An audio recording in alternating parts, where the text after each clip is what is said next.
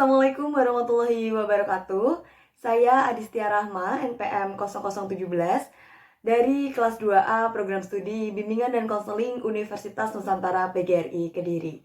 Di sini saya akan mempresentasikan hasil jawaban saya mengenai ujian akhir semester mata kuliah Asesmen Teknik Tes.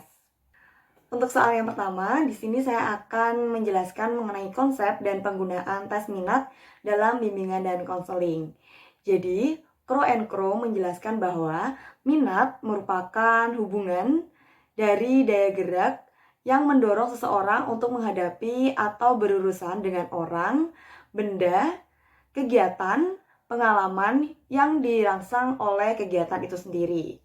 Nah, Gelshild dan Taseh menekankan bahwa minat atau interest menyangkut aktivitas-aktivitas yang dipilih secara bebas oleh individu.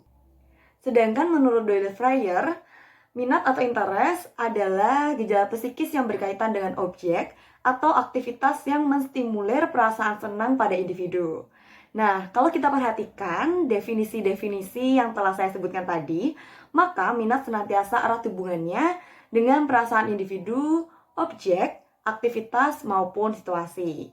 Nah, tes minat adalah tes mengungkapkan kecenderungan aspek-aspek individu yang bersifat non-kemampuan, seperti kecenderungan reaksi emosi, sikap, sosialitas, dan sebagainya. Tes ini merupakan tes yang mengukur kegiatan atau kesibukan macam apa yang paling disukai oleh seseorang. Misalnya, seseorang ini berminat untuk mengikuti ekstrakurikuler olahraga basket. Namun, ia itu belum bisa untuk olahraga basket tersebut. Nah, akan tetapi dia punya kemampuan yang tinggi untuk belajar. Dan ia terus-menerus melakukan kegiatan tersebut, sehingga itu merupakan salah satu kecenderungan yang ia minati. Lalu, salah satu penggunaannya tes minat dalam bimbingan dan konseling yaitu hasil tes minat tersebut digunakan dalam konseling karir untuk siswa sekolah, khususnya siswa sekolah menengah atas atau SMA pada tahun-tahun pertama siswa menginjakan kaki di bangku sekolah. Jadi pada awal-awal kelas 1 SMA atau kelas 10. Walaupun demikian, hasil tes minat dapat digunakan untuk siswa sekolah kejuruan yang merencanakan untuk segera bekerja setelah lulus sekolah. Nah, kegunaan hasil tes minat bagi siswa SMA itu adalah untuk menunjukkan bidang-bidang pekerjaan secara umum dan luas agar mereka segera mempersempit berbagai alternatif bidang pekerjaan dan memfokuskan diri pada beberapa bidang yang jelas. Untuk soal nomor 2, yaitu mengenai beberapa kode etik bimbingan dan konseling yang wajib diperhatikan oleh guru bimbingan dan konseling, yaitu pemilihan tes, wewenang pemberian tes, dan penggunaan hasil tes. Namun, di sini saya akan menjelaskan mengenai ketentuan dalam pemilihan tes. Jadi, dalam pemilihan tes yang harus dilakukan atau yang harus diperhatikan oleh guru bimbingan dan konseling, yang pertama adalah konseli hendaknya terlibat dalam proses pemilihan tes. Yang kedua, konselor atau guru BK seharusnya menjelaskan tujuan tes dan menunjukkan keterbatasan tes. Yang ketiga, eksplorasi alasan para konseli menginginkan tes dan pengalaman masa lalu dengan tes. Yang keempat, testing dilakukan apabila diperlukan data yang lebih luas tentang sifat atau diri kepribadian subjek untuk kepentingan layanan. Yang kelima, konselor memberikan orientasi kepada konseli dan orang tua mengenai alasan digunakannya tes di samping arti dan kegunaannya. Yang keenam, penggunaan suatu jenis tes wajib mengikuti secara ketat pedoman atau petunjuk yang berlaku bagi tes tersebut. Berikutnya yaitu soal nomor 3, mengenai penggunaan hasil asesmen tes dalam komponen program bimbingan dan konseling. Yang pertama, pada layanan dasar bimbingan. Nah, layanan dasar ini merupakan proses pemberian bantuan kepada seluruh konseli melalui penyiapan pengalaman terstruktur secara klasikal atau kelompok yang disajikan secara sistematis dalam rangka mengembangkan perilaku jangka panjang sesuai dengan tahap dan tugas-tugas perkembangan yang diperlukan dalam pengembangan kemampuan memilih dan mengambil keputusan dalam menjalani kehidupannya. Komponen yang terdapat dalam layanan dasar antara lain yaitu bimbingan pribadi, sosial, belajar, dan karir.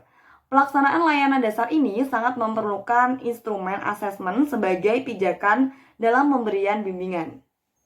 Contohnya, dalam bimbingan kelompok yang bertujuan untuk merespon kebutuhan dan minat peserta didik, konselor memerlukan data pendukung, misalnya berupa hasil tes prestasi belajar dari sekelompok siswa yang akan dibimbing. Hasil asesmen tes prestasi belajar membantu menunjukkan kesulitan-kesulitan yang dialami oleh siswa berkaitan dengan belajar.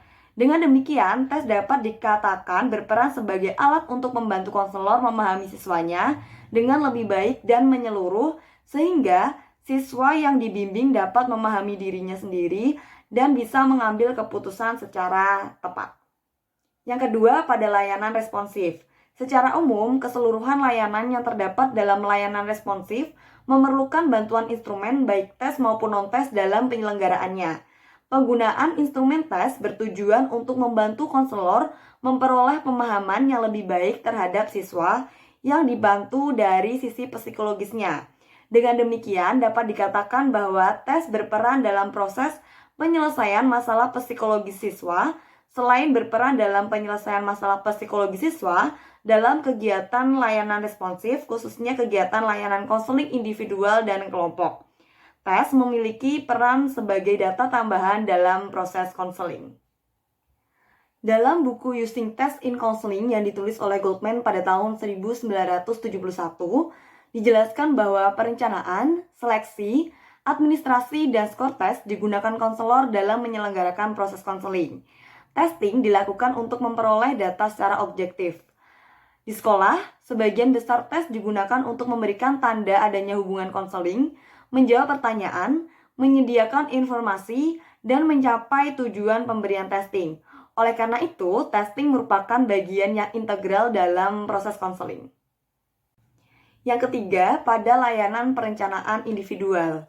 Dalam layanan perencanaan individual, kelompok membantu peserta menganalisis kekuatan dan kelemahan dirinya berdasarkan data atau informasi yang diperoleh, yaitu menyangkut pencapaian tugas-tugas, perkembangan, atau aspek-aspek pribadi, sosial, belajar, dan karir. Melalui kegiatan penilaian diri ini, peserta didik akan memiliki pemahaman, penerimaan, dan pengarahan dirinya secara positif dan konstruktif, sehingga siswa bisa merencanakan sesuatu berbasis kekuatan atau potensi diri yang dimilikinya. Dengan demikian, kedudukan tes dalam kegiatan perencanaan individual adalah memberikan informasi dan mengambil keputusan. Lalu untuk soal nomor 4, yaitu mengenai tahapan pengomunikasian hasil asesmen tes oleh guru bimbingan dan konseling atau konselor. Jadi, pada tahapan pengomunikasian ini merupakan tahapan di mana konselor mengomunikasikan hasil temuan atau hasil analisis dan interpretasi yang telah dilakukan kepada testi dan pihak yang berkepentingan. Nah, pada komunikasi ini tentunya terdapat perpaduan antara seni dan ilmu. Konselor memberikan informasi komprehensif kepada konseli tentang hasil asesmen dan implikasinya sambil memupuk hubungan terapeutik sehingga konseli dan orang lain terlibat dalam proses penilaian dan akhirnya menindaklanjutinya secara produktif. Komunikasi hasil asesmen ini dapat terjadi baik selama atau setelah interpretasi tes. Aturan pokoknya yaitu semakin banyak konselor yang mengomunikasikan tentang temuan selama proses penilaian itu sendiri, semakin besar pula kemungkinan konseli akan mengingat hasil penilaian dan menindaklanjutinya. Tahapan atau langkah-langkah yang bisa dilakukan oleh guru BK atau konselor dalam mengomunikasikan hasil tes ini, yang pertama adalah dilakukan atau dikomunikasikan dalam setting wawancara. Yang kedua, melibatkan testing dalam memeriksa hasil tes. Yang ketiga, berkolaborasi dalam menafsirkan temuan. Yang keempat, menjelaskan struktur hasil temuan dengan tepat. Lalu yang terakhir, menjelaskan penggunaan hasil untuk hal positif di masa yang akan datang.